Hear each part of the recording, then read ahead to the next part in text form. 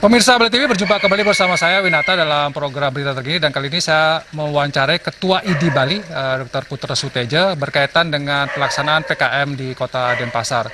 Ya, sekali lagi memang di tengah kebijakan ini muncul pro dan kontra. Ada yang mencibir, bahkan ada yang mengkritik dengan sangat keras pelaksanaan PKM. Nah, bagaimana dalam pandangan ID Bali terkait dengan pelaksanaan PKM ini? Kita langsung wawancarai Dr. Putra Suteja. Om Swastiastu, Dok. Dok, kalau ini kan sudah dilaksanakan per 15 Mei kemarin, jadi ada banyak kritikan, ada yang mencibir, bahkan ini kalau dari pandangan ID sendiri terhadap PKM di Kota Denpasar, apa yang bisa dokter berikan tanggapan? Oke, Pak Winata, pemirsa Bali TV semua, tugas pemerintah kan adalah mengatur dengan membuat regulasi.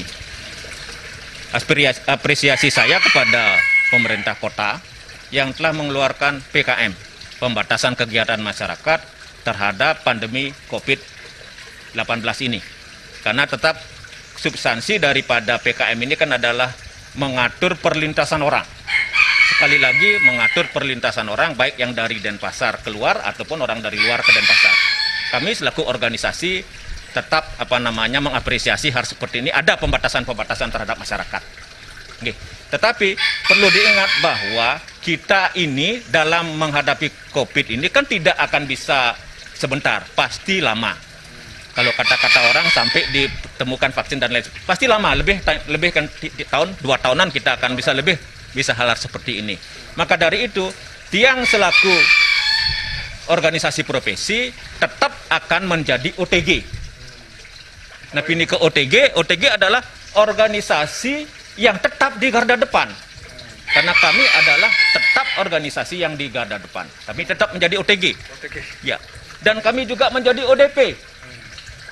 Apa itu ODP? Adalah orang yang harus disiplin dan patuh. Nah, ini kedisiplin dan patuh terhadap profesi, terhadap dokter niki adalah bagaimana dokter juga bisa disiplin terhadap aturan. Bisa patuh terhadap SOP, terhadap protokol-protokol yang dilaksanakan. Sehingga nanti aparat kesehatan bisa tidak tertular oleh COVID ini. Jangan sampai kita tertular, kita tetap menjadi ODP. Orang yang disiplin dan patuh. Dan penduduk masyarakat yang juga harapkan tetap dia menjadi PDP. Tapi ini ke PDP, penduduk yang harus juga disiplin dan patuh. Sekali lagi, penduduk harus juga disiplin dan patuh. Disiplin dan patuhnya di mana? Disiplin dan patuhnya di mana? Karena kita ketahui bahwa sekarang masyarakat sudah dia pakai masker, sudah sampun masyarakat masih masker. Kalau cunguhnya ngena, masyarakat sudah sih jaga jarak, sudah, tetapi jaraknya kurang dari 1,5 meter, malah ada 0,5 meter. Sudah sih masyarakat mencuci tangan, sudah, tetapi kadang-kadang kapah-kapah ya nyuci tangan yang dia ingat. Sudah sih masyarakat menghindari kerumunan, sudah, tapi tempo-tempo kita pesu masih untuk membeli perlengkapan dan lain sebagainya. Maka dari itu perlu ada di samping pembatasan pergerakan juga perlu ada juga mengedukasi masyarakat tentang social distancing yang Tiang sampaikan tadi. Sekali lagi, ada yang mengedukasi masyarakat tentang social distancing yang Tiang infokan tadi.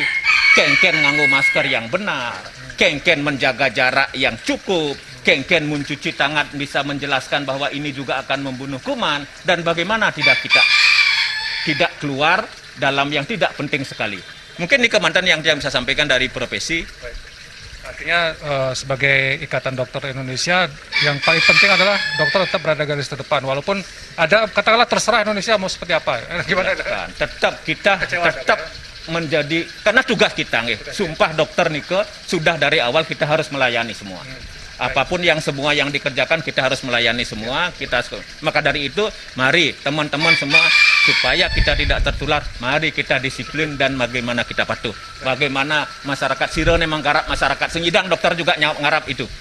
Makin bagaimana adat di desa adat, bagaimana di dinas, di desa dinas, di pemerintah semua itu.